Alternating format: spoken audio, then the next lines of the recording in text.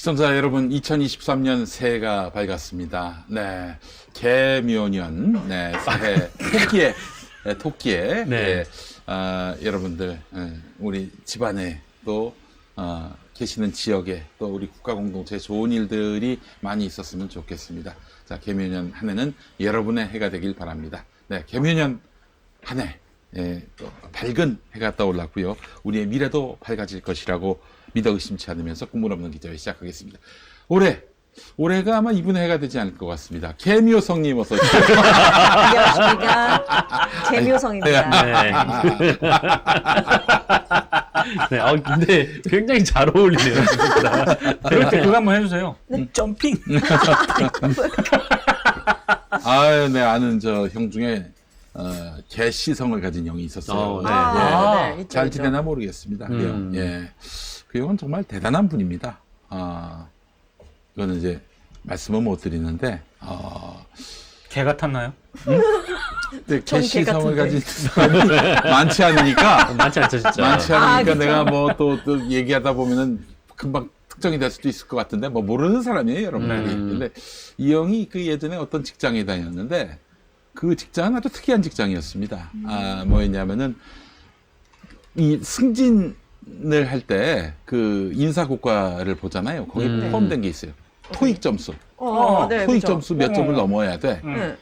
근데 그 형이 속한 부서는 다 토익 점수가 넘었어요. 오. 어찌 됐나 봤더니 이 형이 영어를 잘해. 근데 보니까 1년에 4번 시험 보는데 이 형은 승진 대상자가 아니야. 네. 연차가 이제 어리니까. 그래서 한 번은 김 부장, 한 번은 박 과장. 대신 맞은 거예요.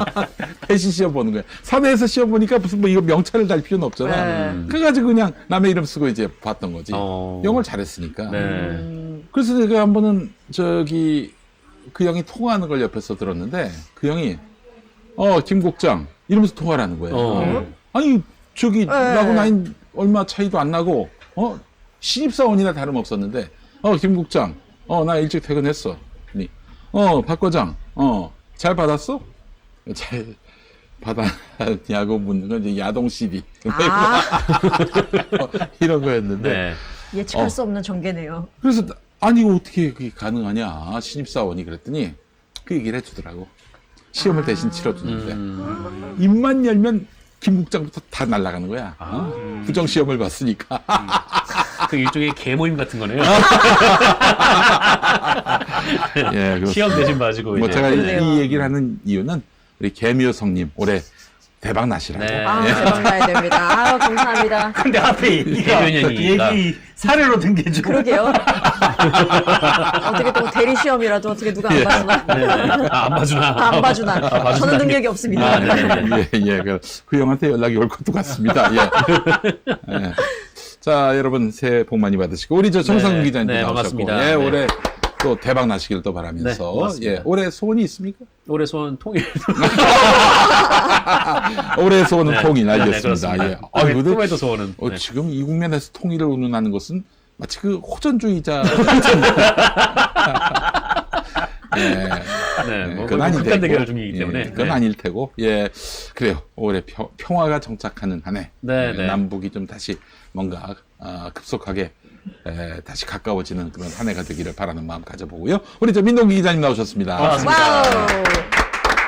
동기 형 올해 소원은 뭐예요? 러시아 우크라이나 전쟁 종식입니다. 책이 편하네요.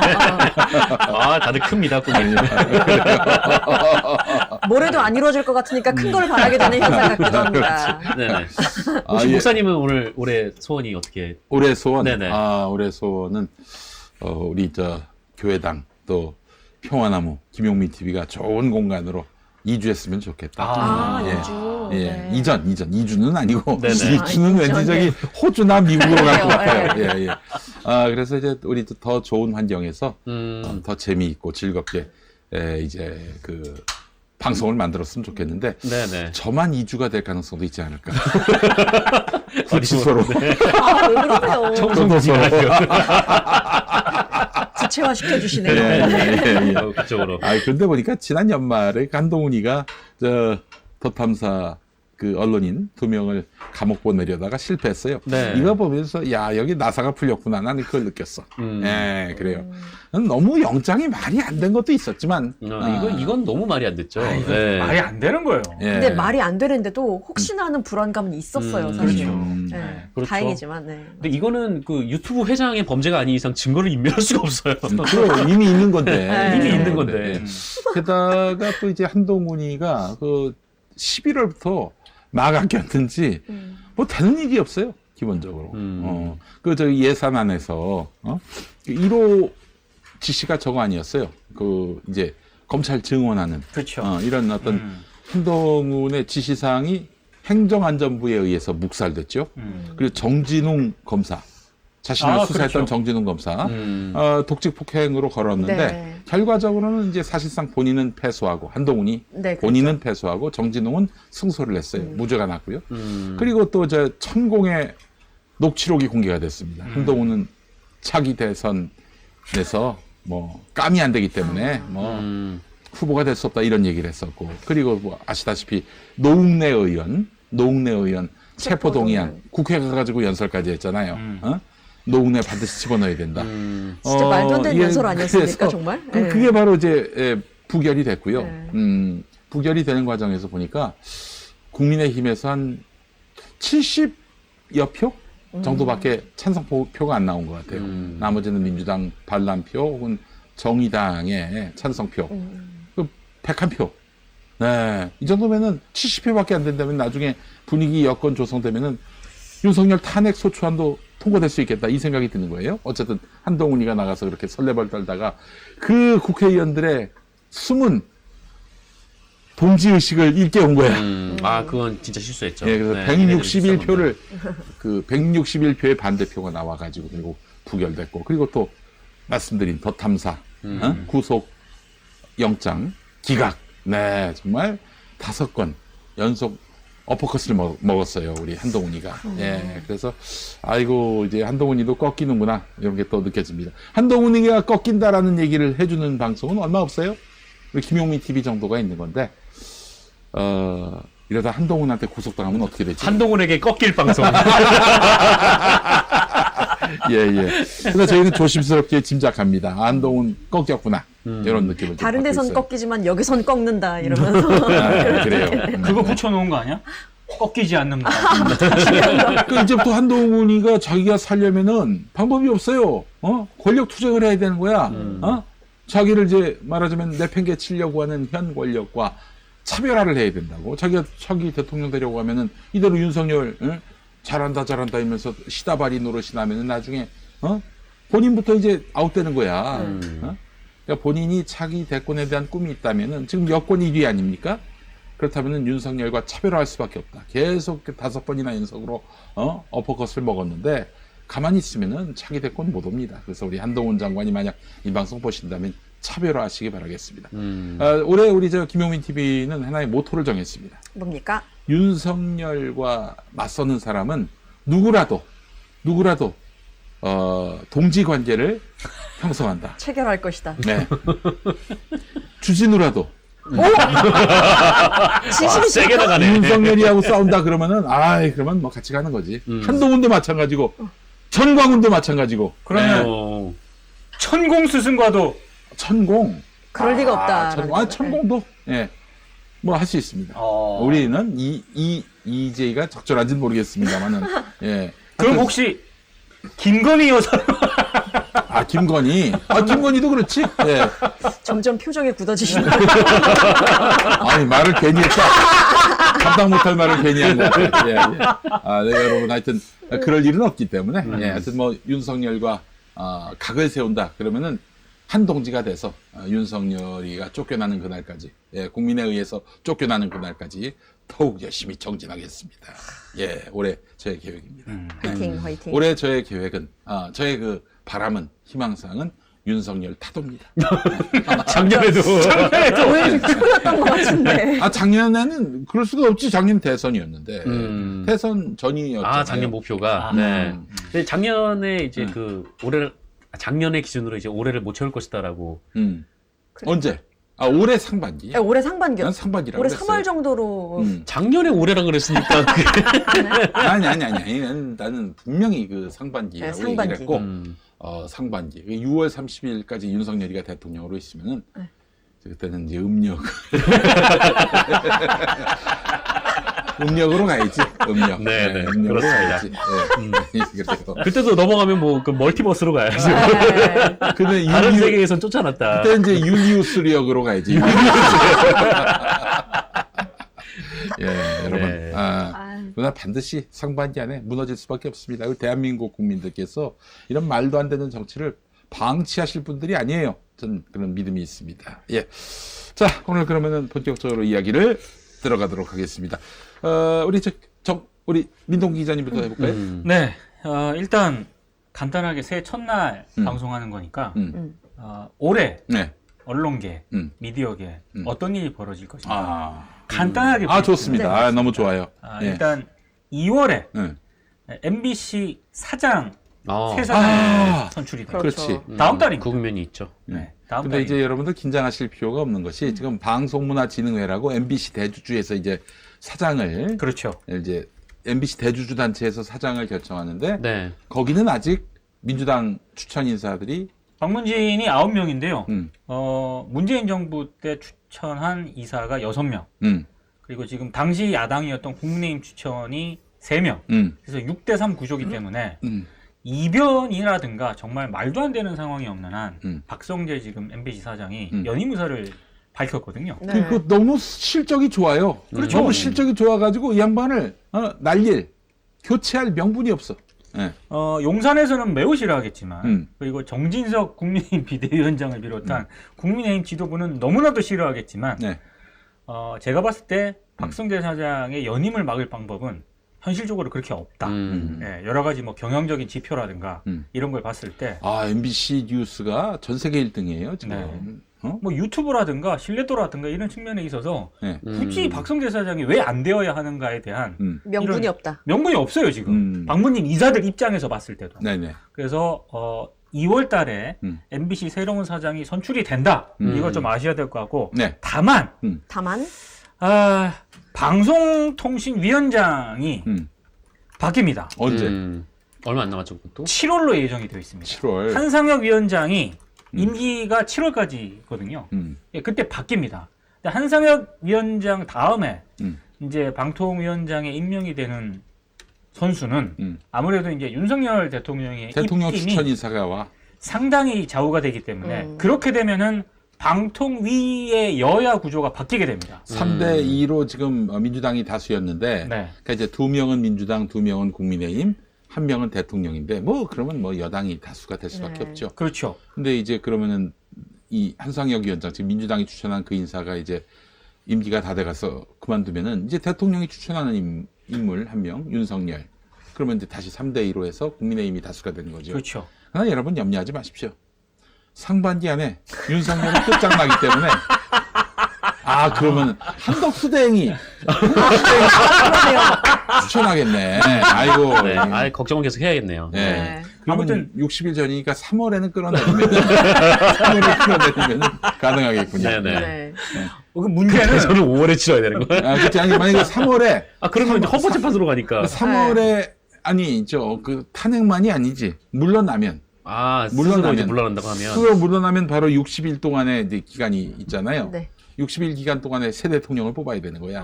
그러니까 3월, 4월 그쯤에는 반드시 끌어내려야 하지 않겠는가. 사퇴시켜야 하지 않겠나. 만약에 탄핵 시나리오면 지금 해야겠네, 지금. 지금 해야지. 지금 시간이 없어요. 이게 문제가 뭐냐면 나는 근데 탄핵이 될 거라고 생각하지 않아. 왜냐하면 민주당이 그런 실력과 의지가 없어요. 네. 3대2 구도가 되지 않습니까? 그러면 당장에 무슨 언론계 지형에 뭐 영향을 막 다이렉트로 미친다든가 이러진 않아요. 그런데 어찌됐든 방통위 여야 구조가 바뀌게 되면은 끊임없이 뭐 이를테면 KBS라든가 이제 MBC라든가 이런데 계속 이제 아마 문제를 삼을 가능성이 있습니다. 그 MBC 방송문화진흥회 이사를 그 방송통신위원장이 맞습니다. 추천을 해요. 예. 네. 그러니까 지금 MBC 사장은 2월달에 선임을 하기 때문에 지금 그러니까 7월달에 바뀌는 이 구조 하에서 영향을 못 미치겠지만 어찌됐든 3대2 구조가 되면은 그때부터 방문진이 됐든 아니면 뭐 방송통신심의위원회가 됐든 여러 가지로 이제 개입을 할 겁니다. 7월부터 어마어마하게 그 새 방송통신위원장이 이제 임명되면은 어마어마하게 이제 그 박성재 사장의 그 어떤 순환 시대가 열릴 맞습니다. 것 같아요. 예. 예, KBS 사장도 마찬가지고. 그리고 KBS 사장 같은 경우에는 임기가 2024년 12월이거든요. 네. 근데 제가 알기로는 그때까지 아마 끝까지 갈 것 같습니다. 아, 그 KBS 사장이 네. 의지가 단단하군요. 네, 나는 안 잘려나간다. 어? 그러니까 제가 알기로는 잘려나가도 그냥 나가진 않는다. 뭐 그런. 뭐 이를테면 뭐 같은 김희철 사장, KBS 사장도 물론이고 박성재 MBC 사장도 음. 그냥 뭐 목을 잡고 목덜미를 잡고 강제로 끌고 내려오면 그래 끌려가 줄게. 하지만 스스로 내려오진 않는다. 근데 쉽지 않을 거예요. 왜냐하면은 그런 걸 하려면은 예전에 정연주 KBS 사장 끌어냈을 때 맞아요. 기억하시죠? 네. 집권 원년 때 나 가능한 일이야. 그렇죠. 2년 차 되고 3년 차 되면 못해. 빠지죠.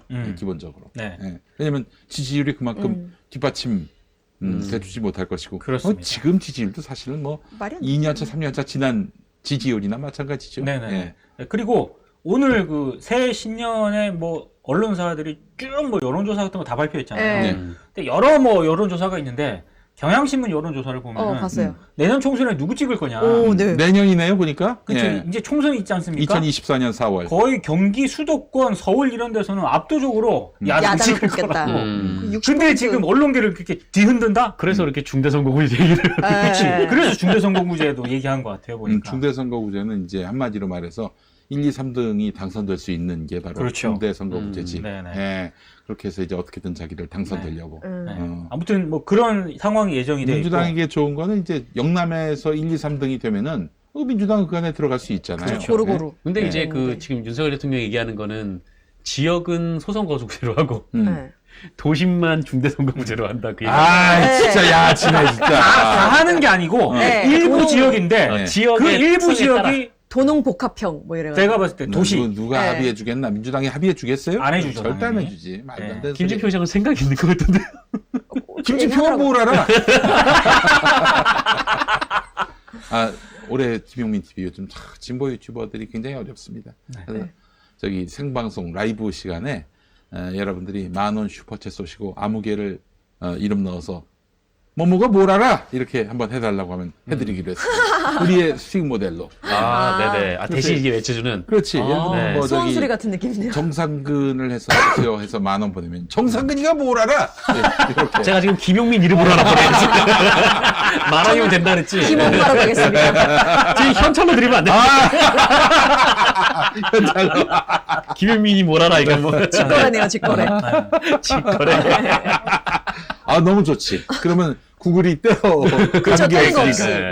예, 아주 좋습니다. 현찰로. 두 번 해드릴 수 있습니다. 아이고, 그러면. 감사합니다. 현찰을 많이 갖고 계시네요, 근데. 하여튼. 예. 그리고 이제 이번 한 해 가장 아마 좀 이 뭐라 그럴까 정권의 압박이 노골화되는 네. 그 방송사가 YTN일 겁니다. YTN이지. 네. 민영화하려고 지금 뭐. 거의 지금 뭐 마사회, 한국 KDN, 한전 KDN 이런 데에서는 그 지분 다 팔기로 했기 때문에 이제 그 단계가 착착 진행이 될 거거든요. 네. 그렇게 됐을 때 그러면 YTN을 음. 대통령이 종종 좋아하시는 단어기도 하죠.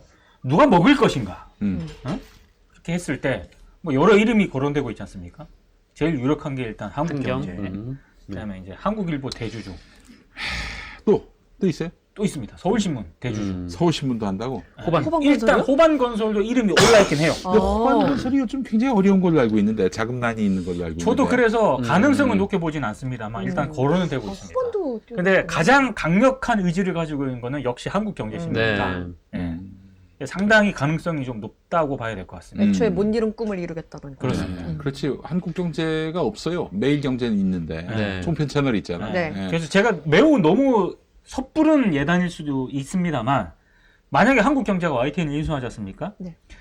TV조선보다 더 오른쪽으로 갈 가능성이 있습니다. 그럼. 그러니까 YTN 사장, 그 김용민이가 됐으면 또, 그러지 않았을 텐데. 지금 우장준 사장 되고 나서 뭐 하나만한 뭐 그런 보도를 했단 말이죠. 심지어는 저 뉴스가 있는 저녁에 우리 변상욱 앵커 날리고, 저 라디오에, 측면 승부가 아니죠. 정면 승부 진행자였던 이동영. 이동영 날리고 아니 그대로 뒀어봐. 그대로 뒀으면은 이 국면에서 만약에 민영화를 간다? 그러면 뭐 누가 보더라도 이거는 언론 탄압 아니야. 그렇죠. 쉽지 않아요. 도리어 그런 권력을 불편하게 할 방송을 존속시켰다면은 저들이 명분이라도 있을 텐데. 그럼 네. 함부로 못 한다고 괜히 이랬다가 언론 그 탄압했다는 얘기 들을까봐 좀 한 번 더 생각하게 된다고. 지금 완전히 입안에 혀가 돼가지고 말이죠. 윤석열 정권의 입안에 혀가 돼가지고 이 상황 되니까 뭐 그런가 보다 다들 그러고 있잖아요. 그렇죠. 참 안타까운 정무적 판단입니다. 예. 그리고 이제 지난해 국회 과방위를 통과했던 그 방송법 개정안이 있지 않습니까? 그렇지. 그게 아마 이제 100명 구매 사장 후보 국민추천위회를 구성을 해가지고 사장은 이제 공영방송 이사진도 뽑고 근데 거기서 이제 사장을 뽑는 방식으로 아마 제가 봤을 때 과방위는 통과했는데 네. 법사위 통과하기가 아마 쉽지 않을 것 같아요. 2월 안에 어렵겠구만. 어려워요. 그러면은 MBC 사장은 기존 그렇죠. 시스템대로 시스템대로 갈 가능성이 있고 이게 만약에 지금 법사위원장이 국민의힘이잖아요. 그렇죠. 네. 그래서 가능성을 높게 보지 않는데 법사위를 통과해서 국회 본회의를 통과하더라도 네. 윤이 이미 거부권을 행사하겠다는 방침을 밝혔기 때문에 근데 보니까 한 200명 넘는 국회의원이 네. 대통령 거부권을 무력화할 수 있더만. 그게 거부권 행사하면은 네. 야, 왜 국회가 이렇게 합의를 했는데 네 멋대로 그걸 거부권을 행사해? 우리 우리 그냥 밀고 갈 거야. 해가지고 국회에서 또 그렇게 200명 넘게 표결하면은 대통령 결정을 무력화시킬 수 있어요. 네. 지금 국민의힘이 그렇게 할까요? 그리고 200명이 나오기가 그러니까 이제 어렵지. 결국에는 이 투쟁 동력도 중요하고 윤석열이가 하야하면 가능하지. 모든 결론. 그러니까 제가 말씀드리고 싶은 거는 만약에 윤이 거부권을 행사하잖아요. 그러면 현재 사장 선출 방식이 22대 총선까지 간다는 얘기입니다. 그러면 무슨 얘기냐? 윤이 이제 또 국민의힘 집권 여당에서 선출이 될 가능성이 있어요. 그러니까 박문진, KBS 이사 이게 여야 추천 구도가 그대로 갈 가능성도 있다는 그치. 거거든요. 그렇게 되면 이제 22대 총선 결과에 따라서 여러 가지 이제 상황이 좀 변할 가능성이 있죠. 예. 그래요. 그렇게 있고 마지막으로는 지난번에 잠깐 우리가 얘기를 했습니다만 그 10대 뉴스에서도 얘기를 했지만 포털에서 네. 아웃링크 제도를 도입을 하잖아요. 이제 앞으로 포털에서 뭐 뉴스를 봤다 그러면 바로 언론사 홈페이지로 그렇죠. 이동하는. 근데 네. 그게 언론사 입장에서 반드시 득이 될 것인가? 그러지 않을 겁니다. 그러지 않을 거죠. 그래서 언론사들이 디지털 전략을 아마 새로 짜야 될 거예요. 이게 아웃링크제를 도입을 했을 때 뭐 수익적인 측면은 물론이고 조회수라든가 이런 게 실제로 어느 정도 되는지는 아직도 아무도 모르거든요. 그렇지. 예. 그래서 그게 결과에 따라서 이 디지털 전략이라든가 이런 게 완전히 바뀔 가능성도 있어요. 예. 알겠습니다. 자, 2023년 언론계 전망 다 됐습니까? 뭐 이 정도만 이 정도면 간단히. 아니고 뭐. 예, 그렇죠. 예. 네. 알겠습니다. 우리 저 광고 할까요? 어떻습니까? 광고합시다. 양파부터 가겠습니다. 자, 창녕 우포 가마솥 적 양파 양파즙. 네. 네. 진행. 네, 그렇습니다. 합성 첨가물 제로. 네. 오직 창녕에서 갓 수확한 적 양파와 국내산 뽕잎과 참솔잎, 가시오가 피만으로 진하게 우려낸 진액입니다. 맛을 보시면 깜짝 놀라실 겁니다. 양파와 솔잎, 뽕잎, 가시오가피 등의 재료만 생각하면 쓰거나 매울 것 같은데 그렇지 않습니다. 놀라울 정도로 달콤하고 고소합니다. 네, 왜냐하면 제대로 익은 싱싱한 적 양파만을 사용했기 때문입니다. 게다가 가마솥에 달여서 양파 특유의 향은 완전히 잡았습니다. 양파즙은 어떻게 달이는지에 따라서 차이가 많이 납니다. 양파를 물에 넣어서 우릴 경우 양파의 불용성 성분들을 제대로 추출할 수 없기 때문에 영양소 손실이 막대합니다. 하지만 가마솥 적 양파 진액은 물 한 방울도 없이 오직 적 양파를 껍질째 통째로 넣어서 10시간 동안 발효냅니다. 적 양파의 껍질에는 면역력 증진에 도움이 되는 퀘르세틴 성분이 있는데 어렵다. 이거는 일반 양파보다도 320배가 많이 있습니다. 왜? 케르세틴? 뭐 많으면 좋겠죠, 뭐. 네. 다 때려 넣었다 좋은 네, 거. 그렇습니다. 네. 네. 세르퀘틴이라고 한들 여러분들이 여기서 그거 잘못 이야기하고 있는데요 라고 하실 분이 아무도 없지 않습니까? 없죠. 네. 퀘르세틴이 맞습니다. 케르세틴. 예. 네, 네. 케르세틴. 자, 이 퀘르세틴 성분이 있는데 이게 일반 양파보다도 320배 많이 들어있기 때문에 가마솥 적 양파즙처럼 껍질째 통째로 달였을 때 더욱 몸에 좋습니다. 자, 창녕 우포 가마솥 적 양파 진액 50호는 38,000원. 그래요. 정말 싼데요? 창녕 우포 가마솥 적 양파 진액 100포는 65,000원. 14% 할인된 가격입니다. 100포 옵션을 강력하게 추천합니다. 설 연휴를 맞이해서 100포 세트가 14% 할인 중입니다. 준비된 수량이 모두 소진되면은 할인 이벤트는 조기 종료될 수 있습니다. 지금 바로 몸에 좋고 맛에 좋고 몸도 좋은이라고 할 수 있습니다. 몸에 좋고 맛도 좋은 창녕 우포 가마솥 척 양파 진액을 김용민닷컴에서 만나보시기 바랍니다. 네. 아이고. 제가 양파즙 참 좋아하는데 잘 먹겠습니다. 이게 많이 먹을수록 정말 좋아요. 양파 좋은 거는 뭐 여러분들이 많이 이야기 들어보셨을 거예요. 예. 양파는 어떻게 해서 먹더라도 좋아요. 나 어떻게 먹냐? 어떻게 절지? 어떻게 먹어도 아이고 좋습니다. 자, 맛있어. 먹어보겠습니다. 예. 맛있어 이거. 네. 이거는 음료수 같네요. 이렇게 한번 보여드릴까? 잘 안 보인다. 진짜 이건 음료수 같죠? 네, 맛있는 음료수 같아요. 요. 먹을 때마다 여러분 정말 양파의 맛있다는 생각을 합니다. 그 맛을 어떻게 비유하니, 어떻게 좀 여러분들에게 느끼게 할 수 있을까 고민하다가 우리가 고기 먹을 때 양파 먹었어요. 올려놓잖아요. 그렇죠. 다 먹었어. 그 아주 나중에 다 구워진 양파는 어떻습니까? 달달하죠? 달달하죠. 네. 그 맛입니다. 그렇죠. 네. 맞아요, 그거 맞아요. 상상하시면 돼요. 예. 그 맛인데 약간 좀 더 시원하고. 그렇죠. 맞아요. 먹는 님이 좋은. 그리고 네. 이게 중식에 중국 음식에 네. 기름지잖아요. 그렇지. 양파가 꼭 들어가지 않습니까? 그렇죠. 양파와 네. 부추가 사실 그 중국 음식의 그 기름진 것들을 많이 또 많이 산화시킨다고 하나 그걸? 응? 중화시킨다고 하죠. 중화시킨다고. 산화시킨다는 말은 이 정권을 산화시킬 생각. 그렇죠. 없애버릴 생각은 오로지 정권 타로. 네. 적 양파진액. 네, 대통령이 적이 돼버렸어요. 예, 네. 이 시대에는 적 양파진액입니다. 예, 여러분 많이 구매해 주시기 바랍니다. 가마솥 적 양파진액. 예. 자, 이번엔 여러분 퀵킷의 제주 한돈. 네. 퀴킷. 예, 아이고 예? 퀴kit이군요. 남자분들 거. 아이고. 퀴킷. 예, 퀴킷. 요거 저 간장 불고기. 네, 그래요.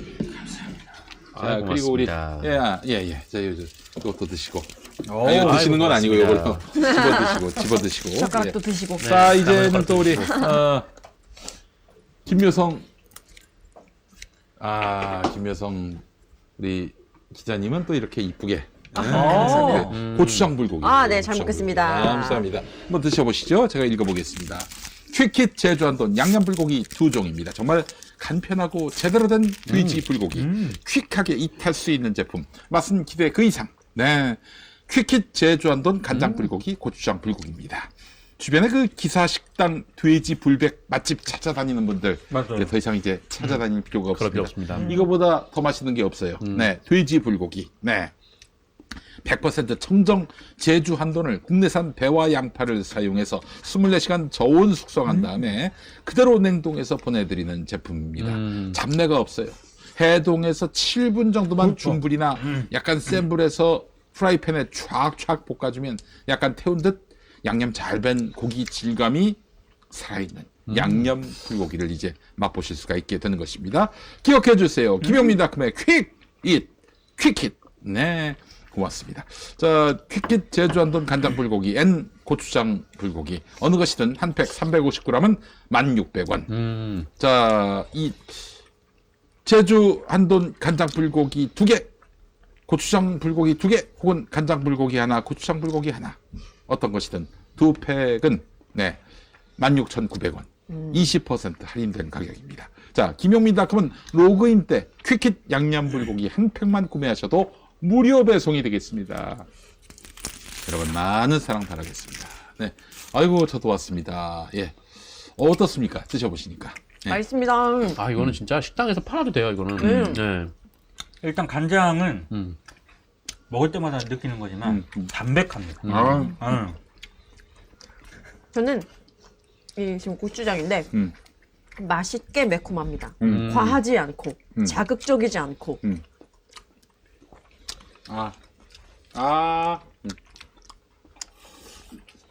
아이고, 새해 들어서도 맛이 더 좋아진 것 같아. 네. 네.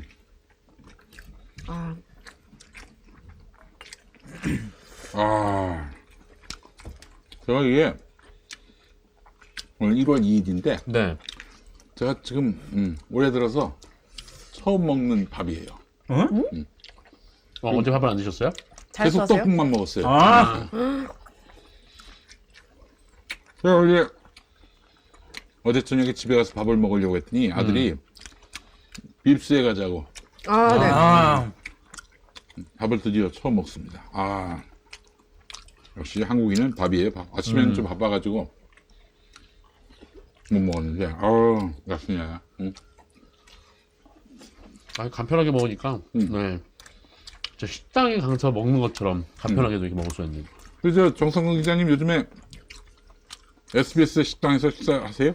아니요, 저는 잘 안 먹습니다. 안 먹어요? 네. 아침에 SBS 가시잖아. 가는데 이제 아이를 등원을 시켜야 되기 때문에 다시 네.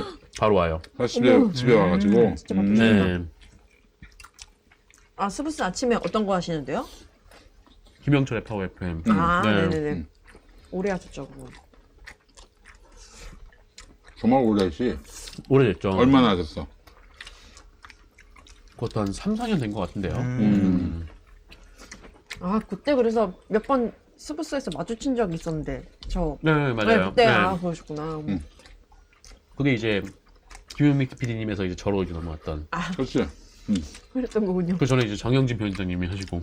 그 정영진이 하다가 PD님이 나한테 넘어왔다가 네, 다시 정영진 그 편집장님 다시 하시다가 정영진이었었어? 한동안? 그렇죠. 바로 정성근 아니었나? 그러니까 먼저 하셨잖아요. 그 이승윤 파워 FM 때 먼저 하시고 그다음에 이제 정영진 편집장님이 하시다가 다시 또 김윤민 이사님이 하시다가 그다음에 이제 제가 했죠. 그래. 아, 정영진이 그것도 했었구나. 정영진은 요즘에 그걸 할 이유가 없어요. 3프로 TV가 너무 잘 되니까. 그러니까요.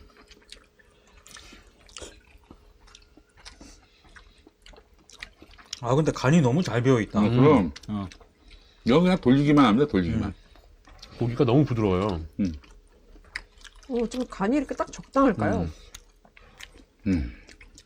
자, 불백은 이게 지존인 것 같아요. 네. 너무 맛있습니다. 방송사 구내 식당 중에 어디가 제일 맛있나? MBC도 맛있는데. 예전에 여의도 시절 때는 그 MBC 여의도 시절 때는 MBC가 1등이었습니다. 아, 여의도 시절에요? 근데 상암은 내가 못 먹어봤거든요. 그래서 모르겠습니다. 아니, 근데 한번 먹어봤는데 SBS가 진짜 맛있긴 하더라고요. 아, 그래요? 아, 네, SBS도 엄청 맛있는 축에. 예. 그렇구나. KBS는 좀 오래됐어. KBS는 정말 죄송하지만 언급하지 않겠습니다. 네. 별로 이렇게 안 좋더라고요. 이렇게 맛집으로서는. 에이. 프랜차이즈 업체들이 아니라 그 외식 업체들이 아직 안 들어온 것 같아. 딴 데는 다 들어오고. 그게 조금 좀 밀리는 것 같은데도. 죄송합니다. 제가 2020년 이후는 KBS 간 일이 없기 때문에 이후로 달라졌을지도 몰라요. 예. 아, 그러네. 거기서 구내식당에서 밥을 안 먹어본 지가 몇 년이 되네. 난 먹고 싶진 않습니다. 제 사람이 좀 없어 보이네. 너무. 왜요? 구내식당 그 얘기 아니면서 좀 없어 보였어. 정말 보다 훨씬 저렴한 가격으로 이 퀴킷. 정말 맞습니다. 맛있어요. 저도요. 네. 저도 다 먹었어요. 정말 맛있어요. 저도 다 먹었어요. 네, 감사합니다. 맛있는 밥. 역시 퀴킷입니다. 퀴킷. 예. 여러분들의 많은 감사합니다. 구매를 부탁드리겠습니다. 네. 감사합니다. 네, 네, 감사합니다. 고맙습니다. 아이고, 감사합니다. 감사합니다. 고맙습니다. 예. 네, 고맙습니다. 자, 구물 없는 기자회 계속 이어가겠습니다. 우리 정상 기자님 이야기 하나만 잠깐 하나만. 네. 어제 신년사를 했잖아요. 네. 윤석열. 윤통이. 근데 생중계를 하긴 했습니다만 용산 대통령실 출입기자는 참석을 못했습니다. 그래요? 기자 없이 했어요. 기자 없이 네, 그냥 참모들만 옆에 앉아 있었습니다. 그것도 브리핑실에서. 여기서 해도 되겠네, 그러면. 방에서 해도 방에서 그냥. 자기 집에서 해도 되겠어. 네. 10분이 그 채 안 집이 돼. 안 될 게, 불가능한 게, 개고양이 9마리를 키운다는 거야. 개고양이를 9마리를 키운다. 네. 글쎄, 뭐, 또 그런 또 취향이 또 있을 수 있는데, 야, 근데 그게 저기 관저에서도 그렇게 실내에서 키운다는 설이 있어요? 사실이라면은, 그게 그래도 되나? 모르겠어요. 문재인 대통령은 그렇게 안 한 것 같고요. 그것도 사료비는 도대체 누가 충당하고 있는 건지도 궁금하고. 문재인 대통령은 고양이 개 키웠잖아. 다 자기 돈으로 했어. 자기 네. 월급에서 했어. 예. 너무 궁금합니다만. 네. 네. 뭐 어쨌든. 체크해 볼 게 많긴 한데 네. 어찌됐든 신년사를 대통령실 출입기자 없이 참모들 몇 명 배석한 상태에서 그냥 TV 생중계로 했고 10분이 채 안 됐고요. 뭘 생방송을 해요? 어차피 뭐. 어? 뭐 읽는 미리 건데. 말씀을 드리면 내용은 없었습니다. 네. 별 내용은 없었고요. 다만 이제 신년사를 기자들이 참석하지 않고 하긴 했는데 공교롭게도 오늘 조선일보를 보신 분들은 다 아시겠지만 신년 특별 기자회견을 조선일보랑 진행을 했습니다. 근데 실제로 그 얘기는 지난 연말부터 돌았어요. 왜냐하면 신년사를 하는데 기자회견 안 한다. 그리고 신년 특별 기자회견도 안 한다. 근데 특정 언론사랑은 인터뷰를 한다는 얘기가 돌았고 그게 조선일보라는 것도 용산 출입하는 기자들 사이에서 이미 퍼진 그런 내용이었고요. 근데 그게 이제 지난 연말에 했고 그리고 오늘 했는데 조선일보 인터뷰를 보면 혹시 인터뷰 보셨나요? 네, 봤습니다. 예. 정말 지금까지 그냥 본인이 해왔던 얘기 있잖아요. 대충 그거 그냥 해놓고 내용이 없어 내용이. 그거를 한 5개면에 걸쳐서 실어놨더라고. 맞습니다. 아, 오면까지. 종이로 5개면? 예. 네, 엄청 지면으로 길어요. 5개. 오면까지. 이야, 뭐 별 내용도 없더만 보니까. 별이 5개가 아니라 지면이 5개야. 지면이 5개. 진짜 별 내용 없어요. 자기들이 이제 단독을 했다 이거지. 그렇죠. 네. 예. 그리고 제가 봤을 때 이게 아주 안 좋은 신호인 게 이제 대통령실 관계자가 멘트를 했어요. 아니 왜 조선일보는 하냐 기자들이 물었을 거 아니야. 그렇지. 다른 언론들하고도 순차적으로 준비를 하고 있다. 그렇게 얘기는 합니다. 근데 저는 몇 개나 할까? 일단 MBC랑 할까요? 안 하겠지. 안 하지. 안 하겠죠? 한겨레랑 할까요? 안 하겠지. 경향이랑 해? 안 하겠지. 오마이랑 해? 안 하겠지. 제가 봤을 때 동아일보도 약간 지금 반신반입니다. 사설이 중앙일보는 하겠네. 중앙일보 네. 하겠죠. 예. 왜냐하면 중앙일보 요즘 뭐 지면을 보면은 난리 부를 쓰거든요. 예? 그러니까 뭐 그 정도는 하겠죠. 한국경제랑 하겠다. 그런 거기 얘기를 하겠죠. 그런 매체만 할 건데 그게 이제 올해 대통령실의 어떤 기조지 않을까. 예. 아마 그리고 도어스태핑 흔히 말하는 약식 문답 안 할 겁니다.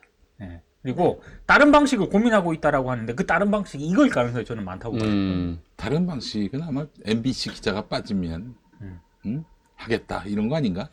오늘 이제 조선일보 인터뷰 보니까 이 도요 스태핑 왜 안 하냐는 거에 대해서 윤석열이 이렇게 얘기를 했는데 재밌었어요. 진짜 웃겼어, 진짜. 네. 원래 젊은 기자들하고 이제 합을 좀 맞춰야 되는데 이 젊은 기자들이 협조가 안 됐다 이 얘기를 하더라고요. 네. 그러니까 요 얘기가 뭔지 생각을 해보니까 자기가 이제 검찰총장 시절 때는 자기 와가지고 이제 기자들이 막 이제 뭐 비유도 맞춰주고 그래, 막 법조팀장급 되는 사람들이나 이제 검찰총장하고 어울릴 수 있었겠지. 예. 근데 이제 정치부는 다르거든요, 기자들이. 그렇지. 네, 그러니까 뭐 좀 약간 좀 불편한 질문도 해요. 그러니까 이게 완전 좀 달라요, 그 시스템 자체가. 그러다 보니까 자기가 생각했던 그런 기자들과의 관계가 아니지 않나. 그래서 그걸 아마 그렇지. 네. 협조라는 표현을 써서 네. 이야기를 했죠. 그러니까 그 말은 아까 선배께서 얘기하신 대로 내 얘기를 그대로 그냥 전달만 해주는 언론하고만 소통을 하겠다. 이제 좀 그런 식의 선언이 아닌가. 그 언론관이 그거야 한마디로 네. 얘기해서. 그렇죠. 그게 언론관이야. 그러니까 이용할 대상인 거죠, 언론. 그렇지. 이분한테. 예. 그 다양한 소통 방안을 고민 중이다라고 했는데 이런 식으로 몇몇 언론과 인터뷰해가지고 자기 메시지를 충실히 전달하는 이걸 아마 소통이라고 생각할 거예요. 그 제가 방법을 하나 제시한다면은 하야 하시기 바랍니다. 갑자기 당신은 소통할 능력이 없어요. 하야 하시기 바랍니다. 예. 퀵하게. 퀵하게 아웃. 네. 답은 정해져 이래가지고 외신하고 인터뷰를 할 수 있을까? 외신과는 뭐 서면 인터뷰 뭐 그 정도만. 아 그러니까 이렇게 이게 TV조선 인터뷰가 아니라 조선일보 인터뷰였죠. 조선일보였습니다. 네. 예, 조선일보. 카메라 없이. 네네. 그러니까 방송으로 나가면은 우리가 이제 호흡, 눈빛 뭐 이런 것까지 다 보는 거 아니에요. 바디랭귀지까지 다 보아가면서 맥락을 이해할 텐데 조선일보는 많이 걸러서 나올 거 아니야. 그렇겠죠. 어? 5개 많이- 면에 걸쳐서 나왔다 하더라도. 많이 걸렀을 거라고 생각이 되고요. 보통 요즘은 신문들도 인터뷰를 할 때 기본적으로 카메라 갑니다. 네, 맞아요. 유튜브가 있기 때문에 네. 그렇지. 없어요. 없지. 예, 없었을 거야. 맞춤형이었네요. 아이고. 참, 아니 뭐 윤석열이 말을 뭐 귀담아 들을 게 뭐가 있다고. 아니 뭐 새로운 내용이 있었으면 괜찮았을 텐데. 하나만 한 말 네. 뿐이었고 그리고 또 다른 언론들 물맥이고 말이죠. 예. 참 시간 낭비였다고 생각하고 당연히 지면 낭비도 있었다 이렇게 봐야 될 것 같습니다. 예. 조선일보 다른 언론들 많이 물먹어서 화나겠네. 특히 중앙이 많이 야마돌겠어요. 동아도 야마돌고. 예. 동아일보는 일단 사설이 워낙 세가지고 요즘 요즘에. 사설도 세고 네. 순덕이 누나 있지 않습니까? 네, 가끔 이렇게 질러대거든요. 그래서 굉장히 불편해할 겁니다. 그래서 나중에 뭐 동아일보를 인터뷰를 과연 동아일보랑 할까? 전 약간 게 반신반의 되더라고요. 채널 A랑은 할 수도 있겠는데. 네. 그렇죠. 채널 A랑은 할 겁니다. 근데 근데 동아일보 또 거기 또 방송이라. 그러니까 방송 하나는 그래도 하려고 하지 않을까. 한다면 채널 A가 되지 않을까라는 생각을 해봅니다. KBS하고 하는 게 낫지 않을까요? 그거 뭐, 세상 바뀌면 되죠. KBS 누가 보더라도 뭐 사실은 뭐 신문의 원톱은 조선이고 방송의 원톱은 KBS인데 KBS 제끼고 채널 A로 간다? 글쎄 뭐 그럴 수도 있는 윤석열이죠. 뭐 어차피 채널 A로 하든지 KBS로 하든지 저는 안 봅니다. 네. 그쪽도 보기를 원치 않습니다. 알겠습니다. 예, 서로 잘 맞네요. 네네. 궁합이 잘 맞습니다. 다행입니다. 정말. 예. 그거 자, 잘 우리 맞았어. 정상근 기자님 다음 얘기 한번 해보죠. 예. 네, 요 얘기부터 좀 전해드려야 될 것 같은데, 이거 미디어오늘 보고 저는 안 일이었는데요. 진짜 황당하게 짝이 없는 일이 있었더라고요. 왜요? 네. 그러니까 얼마 전에 이제 MB가 사면으로 풀려났었죠. 네. 근데 이제 법무부가 신년 특별 사면을 했는데, 그런데 이 법무부가 이제 특별 사면을 위해 이제 브리핑을 하기 전에 기자단한테 특별 사면 예정이라는 표현을 쓰지 마라. 요런 입장을 발표했다는 뭐야? 거예요. 결국 사면했잖아. 그걸 사면했죠. 네. 사면했는데 이게 뭐냐면, 그러니까 26일 오후, 그러니까 27일 날 아마 사면이 이루어졌던 걸로 제가 알고 있는데, 26일 당일이었나? 하여튼 어쨌든 그 사면을 이뤄내기 직전에 이제 법조기자단의 이제 카카오톡 단체방이 있는데 네. 여기에 이제 법무부가 글을 올려서 법무부 장관 신년 특별 사면 브리핑 및 엠바고 알림이라는 글을 이제 공지를 합니다. 그러니까 뭐 엠바고를 뭐 이런 것까지 거나 이게 뭐 국익이랑 대체 뭔 상관인가 싶기는 한데 네. 뭐 어쨌든 엠바고라는 게 너무 흔한 일이니까요. 이 출입 기자들한테 뭐 그것까지는 뭐 그냥 일단 넘어가고 문제는 이 법무부가 통상적인 사면 전망 기사는 가능. 그러나 브리핑 사실 및 시점 예고 기사는 불가하다. 이렇게 공지를 했다는 거예요. 이미 사면을 다 결정해놓고. 네, 사면 결정해놓고.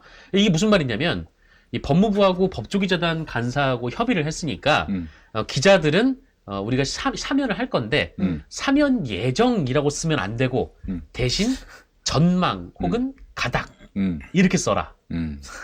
그거는 너무 월권 아닙니까? 이거 월권 정도가 아니라 어떻게 보면 보도지침이라고 봐도 네. 무방할 그렇지, 만한 그렇지. 네, 좀 그런 일인 거죠. 그럼요.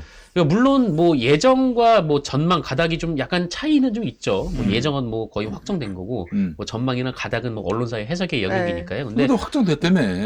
근데 아까도 말씀드렸지만 이게 뭐 발표하지 확정되기도 말지. 했고, 네. 뭐 국익이 달린 중요한 문제도 아니고, 음. 뭐 MB 사면하고 김경수 지사 복권을 안 시키는 게 그게 뭐 그렇게 뭐 엄청나게 뭐 좀 있으면 또 발표할 거를 그걸 또 감춰야 되는 사안이라고 이걸 이렇게 세세하게 보도지침을 내는가. 난 저걸 보면서 예전에는 저게 검찰에 있을 때 그냥 저희 내피셜이에요. 검찰에 있을 때 뭐 기사글을 주지 않습니까? 그러면 이제 그런 거지.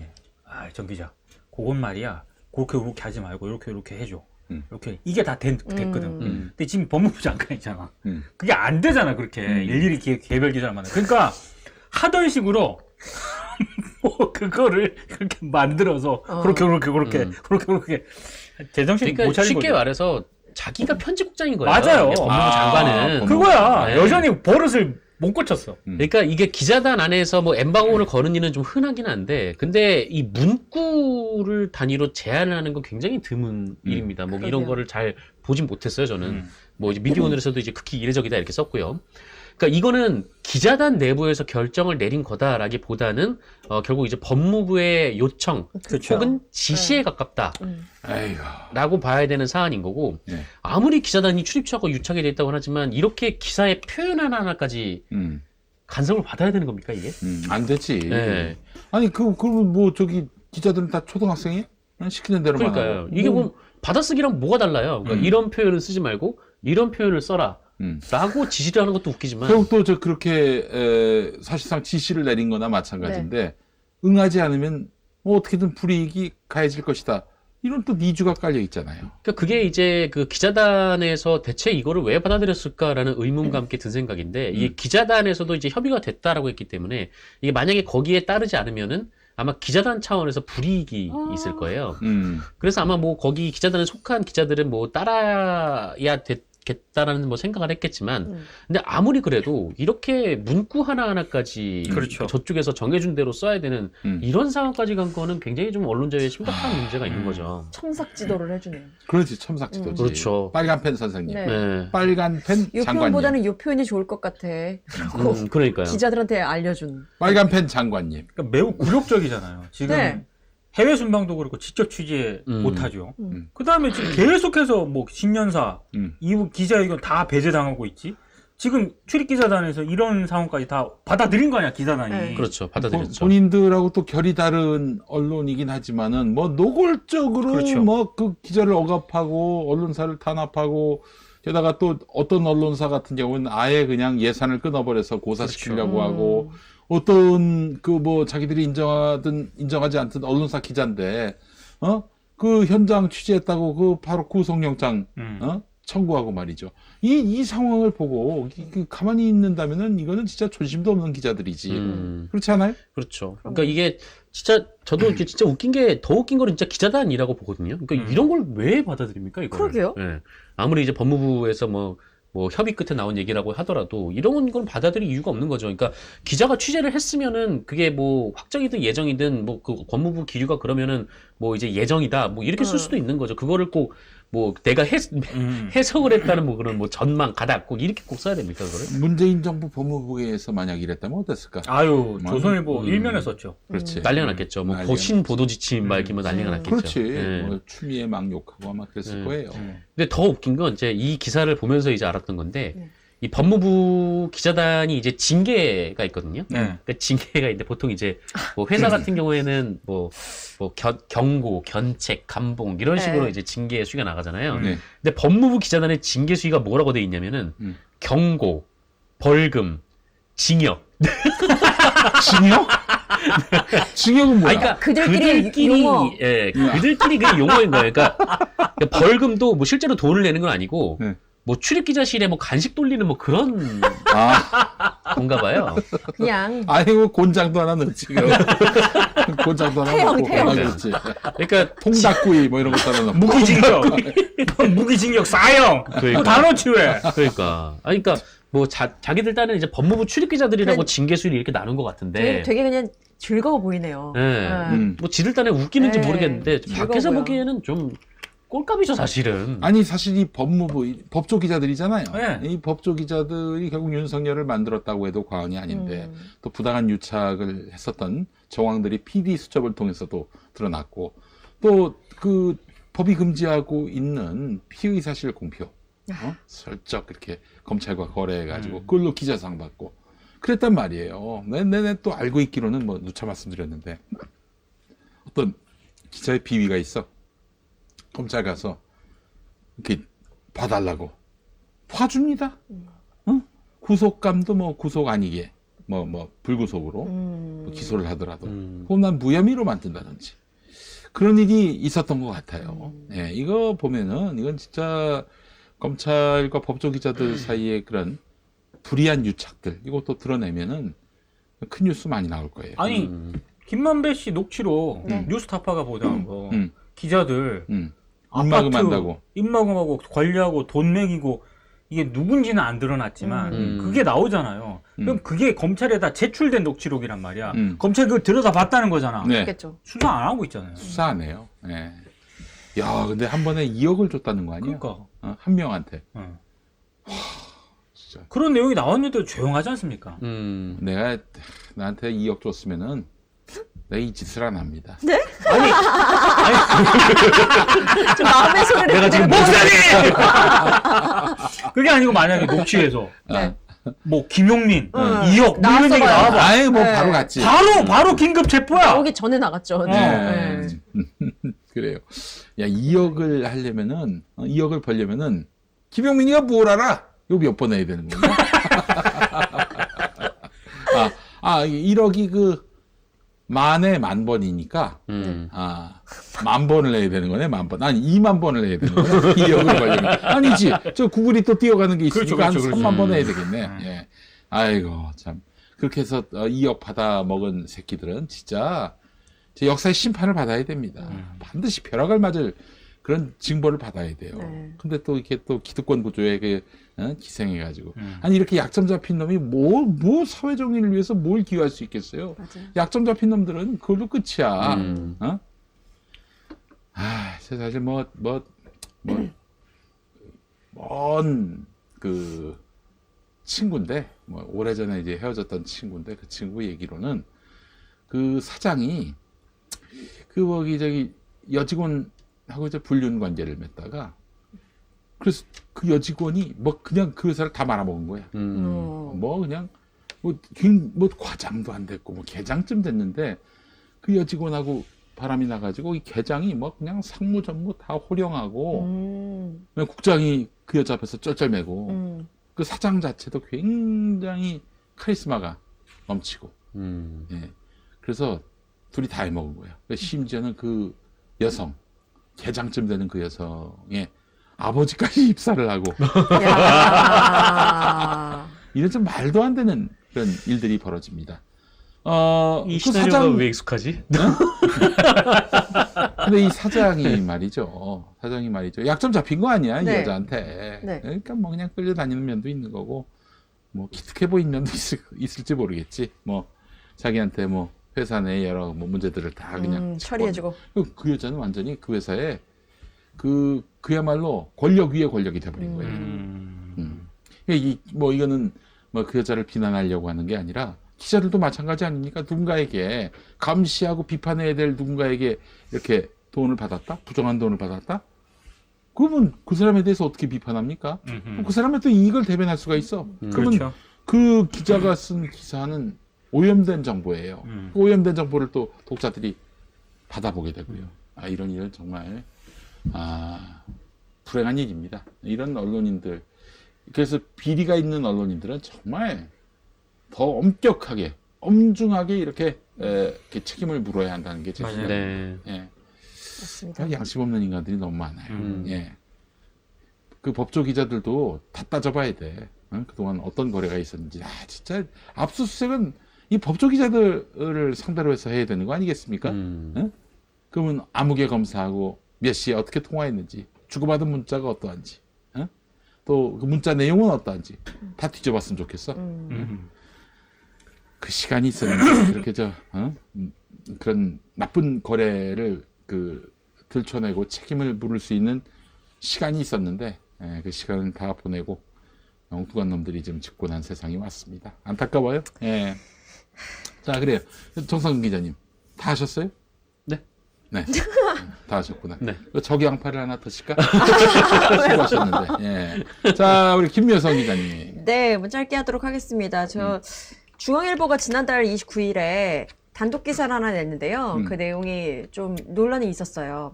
TBS 직원 10명 중 6명, 그러니까 60%가 김어준 방송이 중립적이지 않다라고 대답을 했다는 거예요. 아니 김어준이 그 뉴스 공장할 때 네. 그 단물을 쪽쪽 빨아먹었던 인간들 네. 어? 그들의 60%가 김어준 방송이 중립적이지 않았다. 아니 그때는 뭐했고? 그렇죠. 네. 그때는 뭐했고? 그렇게 이야기를 했다는 거죠. 그러니까 네. 그 근거를 중앙일보는 내부 자료, 그러니까 내부에서 그 설문조사를 했는데 그 자료를 입수했다라는 것이었어요. 보면 자세하게 보면 TBS 직원 215명을 대상으로 진행한 설문조사, 그리고 라디오 제작본부와 보도본부 사람들로 구성된 사람들로 이렇게 설문조사를 했다라고 기사에 기입을 한 거죠. 근데 그 내용을 보면 응답 직원 53.1%가 콘텐츠의 공정성을 묻는 질문에 공정하지 않다라고 대답을 했고, 그렇다면 공정성 확보를 위해서 내부 시스템을 보유하고 있는가라는 질문에 역시 60%가 보유하고 있지 않다라고 대답을 했으며, 게다가 이제 또 김어준 뉴스공장이 이제 나옵니다.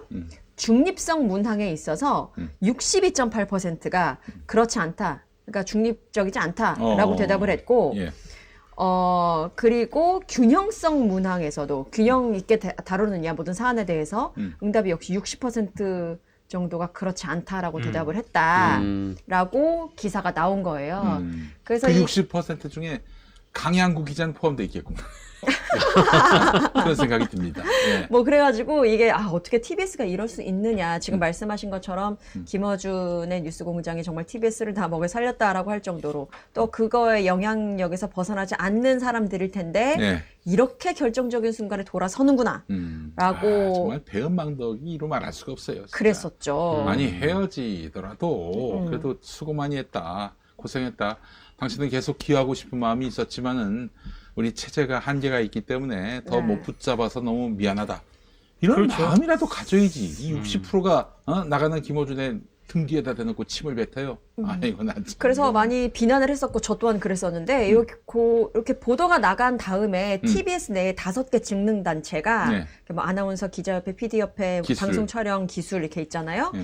요 5개 직능단체가 양대 노조, TBS 양대 노조와 공정방송위원회를 향해서 중앙일보 보도에 대한 정정 보도문을 요청하라. 라고 그래요? 촉구를 한 네. 거예요. 네, 반전이 있는 거죠. 네. 그러니까 직능 단체들의 주장은 그랬어요. 이 설문조사를 실행할 때부터 이 실행 여부에 대해서 갑론을박이 내부에서 있었다.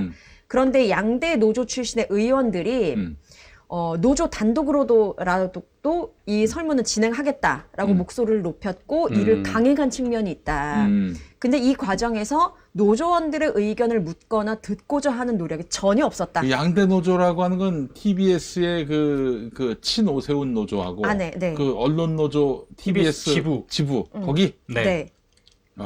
그렇게 요구를 한 거죠. 예. 그리고 또 이 조사에 참여하지 않은 직원이 전체 직원이 350명인데 150여 명이 참여를 안 했다는 거예요. 그러면 참여율이 몇 %인 거예요?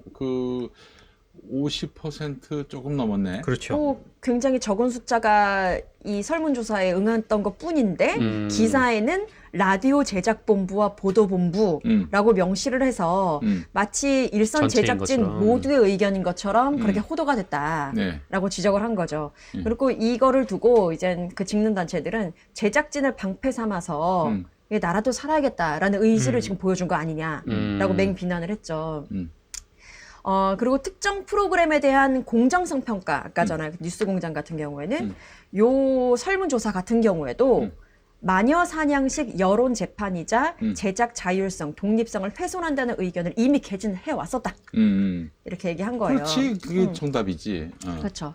그리고 또 이 일각에서는 이 설문조사를 두고 이런 비판도 있었는데 공정성, 객관성 기준에 부합하느냐를 당신의 생각은 어떠십니까? 의견은 어떠십니까?로 물었잖아요. 그것부터가 말이 안 된다는 거죠. 따져야 할 것은 어떤 그 객관성에 대한 심판이 생각에 대한 문답으로 가능한 것인가? 그리고 그렇지 않고 결과에 이르는 과정과 추론이 정합한 것인가? 그렇지. 그렇다면 또 근거는 사실인가? 요런 걸 가지고 공정성과 객관성을 판단할 수 있는 것이지 네. 이거를 설문조사에서 공정하다고 생각해? 요렇게 객관적이라고 생각해? 근데 라고 이 묻는다는 그쵸. 자체가 질문이 네. 했어요. 이상하죠. 그 내부에서 논란이 있는데 왜 이런 설문을 돌린 거예요? 그러니까요. 그 직능 단체의 주장이 그런 거예요. 이걸 설문한 자체가 이거는 의도가 있는 것이다. 아니, 저 친오세훈 노조는 뭐 그 속내가 많이 읽히니까 뭐 그렇다 치더라도 언론 노조 TBS 지부는 왜 그래요? 왜 그랬어요 도대체? 나는 도무지 이해를 할 수가 없어. 그 사람들은 내내 이강택 물러나라 이랬던 사람들이야. 노조 명의로 그런 성명이 나왔어요. 네. 아니 왜 친해 오세훈 노조하고 같이 보조를 맞추냐 이거야. 언론 노조 TBS 지부면서 난 그거 참 이해를 할 수가 없습니다. 왜 그래요 도대체? 이렇게 해야 아마 뭐 재원이라든가 지금 TBS의 최소한의 정상화를 꾀할 수 있다라고 아니 그 언론 착각. 내가 봤을 때 그걸 전략으로 생각을 하는 것 네. 같아요. 아니 언론 탄압이 지금 누가 봐도 삼척동자가 봐도 그쵸. 확실한데 그쵸. 이 마당에 저 살려고 네. 지금 그 폭력을 들고 있는 저 강도한테 굴복을 해? 그러니까 사실 뭐 하는 짓이야 이게? 그 김어준의 뉴스공장에서 김어준 총수가 하차하고 뉴스공장의 폐지 가능성이 막 거론이 됐을 때 그 언론 탄압이라고 생각 안 한다라고 양대 노조에서 입장이 나왔잖아요. 네. 그렇지. 그때 그리고 약간 김어준이 저렇게 목이 날아갔는데도 찡뚱 맞았죠. 언론 탄압 아니다라고 얘기했었어요. 네, 친오세훈 그랬었죠. 노조야 뭐 그렇다 치더라도 왜 이렇게- 아니 언론 노조 TBS 지부는 왜 그랬냐 이거야. 그러니까 말씀하신 부분대로 그 입맛에 맞춰서 불공평하다고 말한 몇몇 그 사람들은 아 괜찮구나 이 사람들은 괜찮구나라고 챙겨줄 것 같다라고 생각하는 자체가 굉장히 나이브하다는 거죠. 그러니까 여기는 지금 서울시도 그렇고 이 체질을 아예 개선, DNA를 바꾸려고 하는데 니들 정신 차려라라고 하는 그런 의견도 있었고 어쨌든 간에 이렇게 많은 잡음들이 있는 와중에서도 결국은 결과가 이렇게 유출이 됐고 제작진의 권익은 침탈이 됐고 그리고 여태까지 잘 만들어왔던 공영방송으로서의 TBS는 스스로 부정당했다. 라고 지금 노조가 주장하고 있는 거고요. 그에 대해서 중앙일보의 입장 같은 경우에는 아니 이거는 원래 공개를 전제로 한 설문조사였고 그래서 공개를 한 것이다. 그리고 TBS 몇몇 그 관계자들이 또 중앙일보에 이렇게 말했다라고 하면서 전언을 땄는데 아니 뭐 저 내부에서 나왔겠지. 뭐 중앙일보 보는 문제가 없어 보여요. 다만 뭐 전반적인 취재가 이루어져서 이게 네. 절대 다수 TBS 직원들의 입장이다라고 그쵸. 말할 수 없다라고 이야기를 해야 하는데 그냥 그 전체 TBS 직원의 그 총이인 양 이렇게 보도한 건 문제가 있죠. 그러나 뭐 보도하지 못할 거를 보도했다 이렇게 보기는 어려운 것 같고 다만 어쨌든 참 TBS 언론 노조 오늘 아침에 이제 사실은 그 새해가 들어서 김어준이 이제 그만두고 나서 첫 방송이 있었어요. 7시에. 네. 방송 보니까 400명대. 한 4만 명 갔던지 400명대. 아, 그 해당 시간에 했던 하는 프로그램이요? 네, 공이 두 개가 빠졌어. 뭐 음악 방송이었죠. 음악 방송. 예. 있으마나마나한 방송인 거지. 아니 뭐 음악 방송이 없어서 TBS를 듣습니까? 교통정보 요즘 다 저걸로 봅니다. 내비로 내비로 다 할 수 봐요. 있죠. 네. 아이고 이렇게 그러니까 이 국민의힘 정권은요 방송을 망가뜨리는 정권이에요. 박근혜 정권 때 그 KBS 1라디오 아침 프로그램 그때 거기 그 PD한테 이야기를 들은 작가 말로는 민감한 이슈는 다루지 말라 그랬다는 거야. 그러면 청취율이 나오겠어? 청취율 따위가 중요하지 않다는 거야. 충격입니다. 그런 얘기를 난 들었어. 지금 우리가 방송을 하고 있는 이 녹화를 하고 있는 이 시각 네. 혹시나 싶어서 TBS 유튜브를 들어갔거든요. 실시간 시청자 수 34명. 그래요. 아니, 내가 거짓말 하는 거 아니야. 예상했던 34명이나. 바야. 그래서 그 김어준 총수가 1월 9일부터 뭐 독자적인 뉴스 공장을 한다고 합니다. 예. 뭐 겸손은 힘들어. 겸손은 네. 힘들어. 겸손은 힘들어. 뉴스 겸손은 힘들어. 뉴스 공장. 겸손은 힘들어. 예. 그래서 빙글빙글도 올라가는 지금. 그래서 그 김용민이가 하는 김용민의 뉴스 공장도 그 시간에 같이 하려고요. 개그는 더 힘들어 뉴스 공장으로. 개그는 더 힘들어 뉴스 공장. 개그는 더 네, 힘들어. 개편을 하기로 개그는 더 했습니다. 힘들어. 네. 그래요. 하여튼 그래서 저는 사실 김어준 총수가 TBS 합류한다고 할 때 그때는 뭐 박원순 시장 때고 그래서 뭐 당분간 박 시장 체제에서는 롱런할 수 있겠다 이런 생각이 들었는데 근데 박 시장이 뭐 4선 5선 할 수 있는 게 아니잖아요. 3선이면 그렇죠. 딱 끝났는데 3선 이후에는 네. 과연 그 TBS에서 그렇게 할 수 있을까? 뉴스 공장을 그런 염려를 했는데 뭐 3선 하시다가 이제 불행하게 그만두셨잖아요. 박 시장이. 그 이후로 그냥 시련이 시작된 거 아니겠습니까? 그래서 이 평화나무가 어떻게든 한번 그 TBS 뉴스 공장을 괴롭히려는 세력들로부터 뉴스 공장을 지켜보려고 방송법 위반으로 계속 고발을 했다가 계속 각하를 당하고 여기 왔습니다. 근데 보십시오. 우리가 고발했던 내용 그대로 일이 벌어졌지 않습니까? TBS에 대해서 재정 예산권으로 해서 그렇죠. 방송 바꾸라고. 이게 방송법 4조를 위반했어. 근데 경찰은 눈 뜨고 봤던 거지. 강도가 지금 설치고 다니는데 역사의 심판을 받을 겁니다. 용서할 수 없습니다. 이거는 진짜 여러분 누가 보더라도 언론 탄압이에요. 만약 진짜 김어준을 좀 합법적으로 합리적으로 날리려고 했다면은 그럼 그 내부에서 회의를 해가지고 너무 불공정한 방송이다. 날리자. 그 날렸어야 되는 거 아니야. 그렇죠. 근데 꿀은 꿀대로 다 빨고, 이제 자기들의 그 월급도 받기 힘들어지니까 이제 와가지고 김어준을 날리고. 부끄러운 줄 알아야지. 요 400명도 너무 많아요. 한 4명만 들었으면 좋겠어요. 4명만. 제작진도 보지 않는 방송이 되겠군요. 저기 모 라디오 방송이라고 제가 싫어하는 라디오 방송이 있습니다. 거기가 한동안 또 내가 오프닝 멘트를 보는데 4명이 보는 거야. 4명. 유튜브로 4명이 보는 거야. 아니 거기 PD도 있고 네. 작가도 있고 엔지니어도 있고 MC도 있을 텐데 이 4명인가? 싶더라고. 예. 네, 언론 자유는 말이죠. 누가 지켜주는 게 아닙니다. 본인들이 지켜야 되는 거예요. 근데 지키지 않는 정도가 아니라 완전히 그냥 그 어떤 헤어질 때 그 예의도 없이 그냥 그렇게 나가는 사람한테 침 뱉는 이런 아주 정말 뭐랄까 너무 사실 의리가 없는 이런 행동 보면서 여러 가지로 참 비탄해졌습니다. 그나마 지금 그 TBS 안에서 짤짤이 쇼, 예, 또 뭐가 있었지? 저 해시태그 이 프로그램만이라도 잘 존속할 수 있기를 바라겠습니다. 아예 뭐 그 프로그램 제작진까지 제가 비난하는 건 아니고 약간 그렇다고 하면 나 출연시켜달라 뭐 이런 얘기는 아닙니다.